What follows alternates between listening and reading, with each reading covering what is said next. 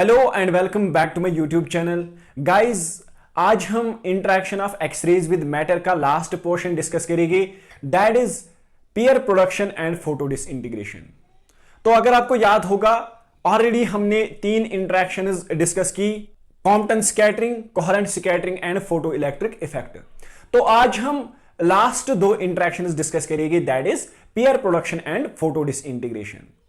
तो मैंने आपको पहले ही लेक्चर में बोला था कि जो 5 इंटरेक्शंस हैं, among these 5 interactions only 3 occur in diagnostic energy range, that is Compton scattering, coherent scattering and photoelectric effect। जो लास्ट के दो इंटरेक्शंस हैं, peer production and photo disintegration, they occur beyond the diagnostic energy range। ठीक है, so guys without wasting time हम अपना topic discuss करेंगे। तो सबसे पहले हम पढ़ेंगे आज पीयर प्रोडक्शन। क्या पढ़ेंगे? Peer production. ठीक है, हाँ, अगर हम पीयर प्रोडक्शन की बात करेंगे ना, basically it is an energy matter conversion, it is an energy matter conversion, और you can say it is an energy mass conversion. यानी इस प्रोसेस में क्या होता है कि energy gets converted into matter according to Einstein's mass energy equivalence. आपको पता ही है कि energy can be converted into matter mass and mass can be converted into energy. So first point you have to remember in peer production is that it is an energy mass conversion। ठीक है, हाँ, तो जो pair production होती है basically ये एक ऐसी इंटरेक्शन होती है जिसमें क्या होता है, A high energy photon interacts with the nucleus of an atom। यहां पे एक हाई एनर्जेटिक फोटोन क्या करता है, वो न्यूक्लियस के साथ इंटरेक्ट करता है। तो आपको पता ही है कि न्यूक्लियस के पास high nuclear field, strong nuclear field होता है। ठीक है, जब ये हाई एनर्जेटिक फोटोन न्यूक्लियस के स्ट्रॉन्ग न्यूक्लियर फील्ड के साथ इंटरेक्ट करता है, दिस फोटोन गेट्स डिसअपियर्ड। तो ये डिसअपियर हो जाता है। जब ये डिसअपियर हो जाता है तो इसकी जो एनर्जी है ना, इसकी एनर्जी कन्वर्ट होती है मैटर में। ठीक है, दो पार्टिकल्स की फॉर्म में, दो पार्टिकल्स की सूरत में, और वो दो पार्टिकल्स कौन निकलते हैं यहां पे, electron and the positron, electron and the positron. ठीक है, तो मैं फिर से रिपीट करूंगा कि इस प्रोसेस में होता क्या है। यहां पे जो हाई एनर्जेटिक फोटोन होता है वो न्यूक्लियस के साथ इंटरेक्ट करता है due to the strong nuclear field. तो वो जो हाई एनर्जेटिक फोटोन है वो क्या करता है, वो डिसअपियर हो जाता है and gets converted into matter in the form of two particles, that is electron and positron. ठीक है, अब जो हमारा हाई एनर्जेटिक फोटोन है जो कि इंटरेक्ट करता है किसके साथ, न्यूक्लियस के साथ, इसकी एनर्जी बहुत ही ज्यादा होती है, greater than 1.02 million electron volts. ठीक है, कितनी एनर्जी होती है इसकी, 1.02 मिलियन इलेक्ट्रॉन वोल्ट्स। देखिए, जो 1.02 मिलियन इलेक्ट्रॉन वोल्ट्स एनर्जी है ना इनकमिंग फोटोन की, this is the threshold energy. यानी ये ऐसी एनर्जी है, अगर इससे कम एनर्जी होगी इस फोटोन की तो पीयर प्रोडक्शन नहीं होगा। ठीक है, हाँ, पीयर प्रोडक्शन के लिए क्या इंपॉर्टेंट है कि जो इनकमिंग फोटोन होता है इसके पास थ्रेशहोल्ड एनर्जी होनी चाहिए 1.2 मिलियन इलेक्ट्रॉन वोल्ट्स। अगर इसके पास 1.02 मिलियन इलेक्ट्रॉन वोल्ट से कम एनर्जी होगी तो इसको क्या होगा, पीयर प्रोडक्शन प्रोसेस नहीं होगी। ठीक है, हाँ, so we can say that peer production does not occur below 1.02 million electron volts। तो अब यहां पे क्या हुआ, जब इसने न्यूक्लियस के साथ इंटरेक्ट किया तो ये डिसअपियर हो गया और इससे दो पार्टिकल्स निकले, इलेक्ट्रॉन और पॉजिट्रॉन। ठीक है, इसकी एनर्जी कितनी थी, 1.0 इलेक्ट्रॉन वोल्ट्स। ये जो इसकी सारी एनर्जी है ये इसको हाफ मिलता है, इसको हाफ मिलता है, इसको 0.51 मिलियन इलेक्ट्रॉन वोल्ट्स मिलेगा, इसको 0.51 मिलियन इलेक्ट्रॉन वोल्ट्स मिलेगा। ठीक है, हाँ, तो देखिए गाइस, अब यहां पे क्या निकला, हमारे पास इलेक्ट्रॉन निकला, हमारे पास पॉजिट्रॉन निकला। तो बेसिकली पॉजिट्रॉन होता क्या है, positron is an anti particle of electron. Positron electron का एंटी पार्टिकल होता है, यानी जो इलेक्ट्रॉन और पॉजिट्रॉन होता है ना, इनका मास सेम होता है। क्या होता है, सेम होता है, सिर्फ चार्ज का डिफरेंस होता है कि इलेक्ट्रॉन का नेगेटिव चार्ज होता है लेकिन पॉजिट्रॉन का पॉजिटिव चार्ज होता है। ठीक है, हां, तो अब जो यहां पे हमारा इलेक्ट्रॉन निकला, ये क्या करता है, ये बाकी एटम्स के साथ इंटरेक्ट करता है और अपनी एनर्जी को लूज करता है। ठीक है, हां, इसको कुछ प्रोसेसेस होती हैं, जैसे एक्साइटेशन होती है, आयोनाइजेशन होती है, या ये क्या करता है, ये ऑर्बिटल शेल्स में वैकेंसीज को फिल करता है, जिसकी वजह से ये अपनी एनर्जी लूज करता है। कौन? इलेक्ट्रॉन। ठीक है, अब हमारे पास बचा पॉजिट्रॉन। पॉजिट्रॉन भी क्या करता है, पॉजिट्रॉन भी दूसरे एटम्स के साथ इंटरेक्ट करता है और अपनी सारी एनर्जी को लूज करता है। इसको भी कुछ प्रोसेसेस होती हैं, जैसे एक्साइटेशन होती है, आयोनाइजेशन होती है, या ब्रेमस्ट्रॉलिंग प्रोसेस से अपनी एनर्जी को लॉस करता है। ठीक है, हां,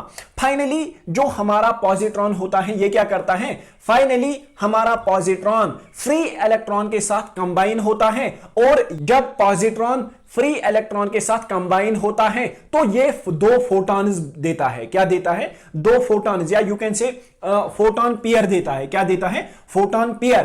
तो वो जो दो फोटॉन्स होते हैं उनकी एनर्जी कितनी होती है? 0.51 मिलियन इलेक्ट्रॉन वोल्ट्स ईच। ठीक है, हां, अब जो दो फोटॉन्स यहां पे निकले, ये अपोजिट डायरेक्शन में निकलते हैं। क्या निकलते हैं?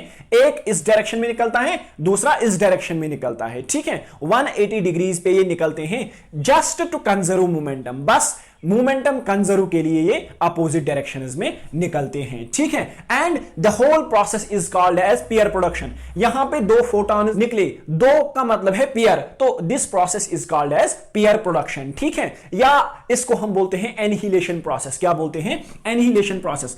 देखिए, ये हमारा पॉजिट्रॉन है, पॉजिट्रॉन फ्री इलेक्ट्रॉन के साथ कंबाइन होता है और यहां पे दो फोटॉन्स निकलते हैं जिनकी एनर्जी 0.51 मिलियन इलेक्ट्रॉन के बराबर है, and they move opposite to each other, 180 degrees पे मूव करते हैं। This process is called as annihilation process. और ये 180 डिग्रीज पे मूव इसलिए करते हैं, ये अपोजिट डायरेक्शंस में इजेक्ट इसलिए होते हैं ताकि यहां पे जो मोमेंटम है वो कंजर्व रहे। ठीक है, हां, तो ये है एनहिलेशन प्रोसेस। अब अगर हम पेयर प्रोडक्शन या एनहिलेशन प्रोसेस की बात करेंगे, it is an example of true absorption. ये ट्रू एब्जॉर्प्शन की एग्जाम्पल है। क्यों? क्योंकि यहां पे जो इनकमिंग फोटॉन होता है, ओरिजिनल फोटॉन होता है, इसकी सारी एनर्जी ट्रांसफॉर्म होती है। ठीक है, so we can say that pair production और annihilation process it is an example of true absorption. ठीक है, हां, एक और पॉइंट आपको यहां पे याद रखना है कि जो पेयर प्रोडक्शन है ना, it is directly proportional to atomic number square. ठीक है, square of the atomic number. जो पेयर प्रोडक्शन है, it is directly proportional to square of the atomic number. यानी किसी एलिमेंट का अगर ज्यादा एटॉमिक नंबर होगा तो उसमें पेयर प्रोडक्शन होने के चांसेस ज्यादा है। ठीक है, किसी एलिमेंट में अगर एटॉमिक नंबर कम होगा तो पेयर प्रोडक्शन होने के चांसेस कम है। ठीक है, हां, देखिए, अब हमने यहां पे एनहिलेशन प्रोसेस पढ़ी ना। This annihilation process it forms the basis of PET. ठीक है, जो न्यूक्लियर मेडिसिन में हमारे पास एक मॉडलिटी है, पॉजिट्रॉन इमिशन टोमोग्राफी, उसके जो बेसिक प्रिंसिपल्स है ना, वो इसी एनहिलेशन प्रोसेस पे डिपेंड करते हैं। ठीक है, so we can say that annihilation process form the basis of positron emission tomography. बराबर जब आप पॉजिट्रॉन इमिशन टोमोग्राफी इंशाल्लाह पढ़ोगे, मैं ही पढ़ाऊंगा आपको, तो वहां पे आप एनहिलेशन प्रोसेस पढ़ोगे। ठीक है, वहां पे भी क्या होता है, वहां पे पॉजिट्रॉन इमिटर होता है हमारे पास। तो ये जो पॉजिट्रॉन इमिटर, फॉर एग्जाम्पल हमारे पास वहां पे रेडियो न्यूक्लाइड्स होते हैं, वो पॉजिट्रॉन इमिटर्स होते हैं। तो वो जब पॉजिट्रॉन इमिट करते हैं, वो पॉजिट्रॉन टारगेट टिश्यू में जो इलेक्ट्रॉन्स है उसके साथ कंबाइन होते हैं और वहां पे फोटॉन निकलते हैं जो कि अपोजिट डायरेक्शन में क्या होते हैं, इजेक्ट होते हैं। ठीक है, फिर उनको, उन फोटॉन्स को गामा कैमरा पकड़ता है, कलेक्ट करता है, डिटेक्ट करता है और फाइनल इमेज हमारी बनती है। So this annihilation process form the basis of positron emission tomography. Guys, I hope कि पेयर प्रोडक्शन आपको अच्छे से समझ आया होगा। तो चलिए गाइज, अब हम सबसे लास्ट इंटरेक्शन पढ़ेंगे, that is photo disintegration. Photo disintegration,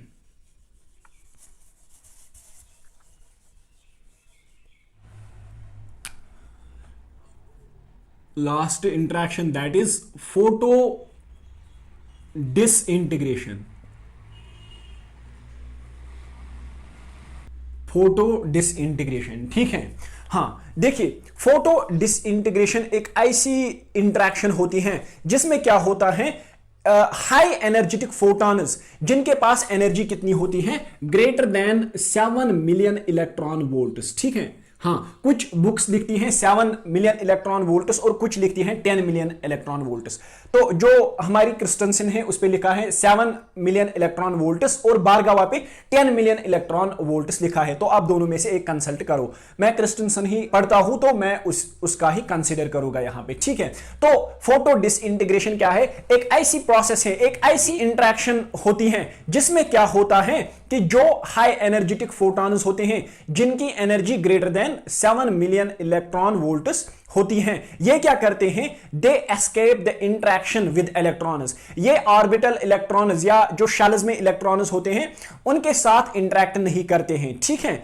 और जो न्यूक्लियर इलेक्ट्रोस्टैटिक फोर्स होता है उसके साथ ये इंटरेक्ट नहीं करते हैं, ठीक है। इस तरह से क्या होता है कि ये डायरेक्टली एब्जॉर्ब होते हैं न्यूक्लियस में, ठीक है। हाँ देखिए क्या होता है, अगर ये न्यूक्लियस है, दीज आर द शेल्स जिनमें इलेक्ट्रॉन्स हैं, ठीक है। हाँ तो क्या होता है कि जो इनकमिंग फोटॉन होता है वो न्यूक्लियर फोर्स और इलेक्ट्रॉन्स के साथ इंटरेक्ट नहीं करता है, ठीक है। लेकिन क्या होता है, इसके पास greater than 7 million electron volt की एनर्जी होती है इनकमिंग फोटॉन की। तो वो न्यूक्लियर इलेक्ट्रोस्टैटिक फोर्स और इलेक्ट्रॉन्स के साथ इंटरेक्शन एस्केप करता है और डायरेक्टली वो एब्जॉर्ब होता है न्यूक्लियस में। किसमें? डायरेक्टली वो एब्जॉर्ब होते हैं न्यूक्लियस में।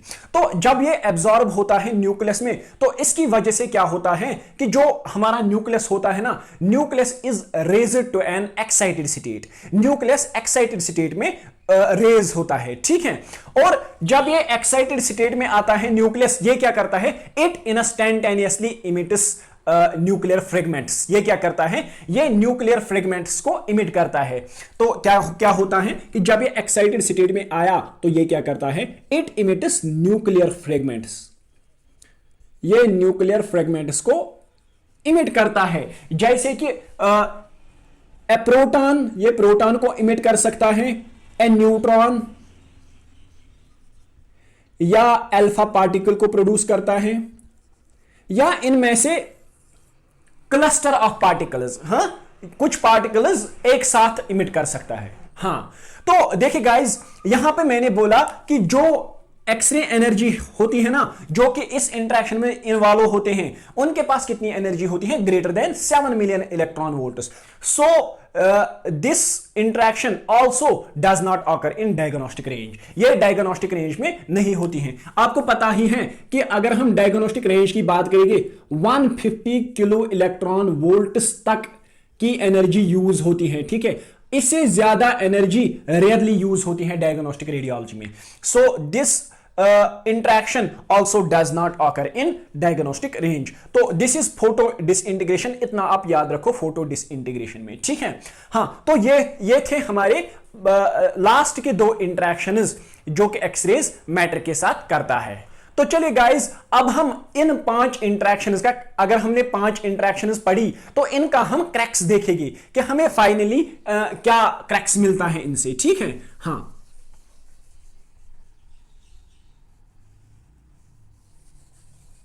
अब हमने क्या क्या किया, अब हमने कोहेरेंट स्कैटरिंग पढ़ी, उसके बाद हमने फोटो इलेक्ट्रिक इफेक्ट डिस्कस किया, फोटो इलेक्ट्रिक इफेक्ट डिस्कस किया। उसके बाद हमने क्या पढ़ा, कॉम्पटन स्कैटरिंग। उसके बाद हमने पीयर प्रोडक्शन पढ़ी, और नंबर लास्ट हमने क्या पढ़ी, फोटो डिसइंटीग्रेशन। हाँ तो अब अगर हम इन 5 इंटरेक्शंस को देखेंगे ना, अमोंग दीज 5 इंटरेक्शंस, फर्स्ट मैंने बोला कि ये 2 इंटरेक्शंस डायग्नोस्टिक रेंज में नहीं होती हैं, ठीक है। peer production और photo disintegration, they are not important in radiology. अब अगर हम किसकी बात करेंगे, अब अगर हम कोहेरेंट स्कैटरिंग की बात करेंगे, कोहेरेंट स्कैटरिंग भी बहुत ही कम होती है. It is numerically unimportant. It is also numerically unimportant. तो जो 5 में से इंटरेक्शंस बची जो कि डायग्नोस्टिक रेडियोलॉजी में इंपॉर्टेंट हैं, that is photoelectric effect and Compton scattering. Photoelectric effect and Compton scattering are the two interactions which are important in diagnostic radiology. ठीक है. हाँ, अब अगर हम फोटो इलेक्ट्रिक इफेक्ट की बात करेंगे, फोटो इलेक्ट्रिक इफेक्ट मैंने बोला था कि it is predominant interactions with low energy radiation. ये प्रिडोमिनेंट इंटरेक्शन होती है किससे, लो एनर्जी रेडिएशन से, and with high atomic number absorbers. अगर हाई एटॉमिक नंबर एब्जॉर्बर्स हो गए, उनमें से भी ये प्रिडोमिनेंट इंटरेक्शन है. ठीक है. आपको पता ही है, मैंने बोला था कि जो फोटो इलेक्ट्रिक इफेक्ट है, it generates no significant scatter radiation. इसमें स्कैटर रेडिएशन नहीं निकलती है, and it produces high contrast in X ray images. इससे एक्सरे इमेजेस पे हाई कंट्रास्ट आता है. लेकिन अनफॉर्चुनेटली क्या होता है कि फोटो इलेक्ट्रिक इफेक्ट पेशेंट का डोज इंक्रीज करता है, लेकिन एट द सेम टाइम ये हाई कंट्रास्ट भी देता है. ठीक है. हाँ, तो अब अगर हम कॉम्पटन स्कैटरिंग की बात करेंगे, ये it is the most common interaction at high energies. ठीक है. ये हाई एनर्जीज पे सबसे कॉमन इंटरेक्शन होती है. ठीक है.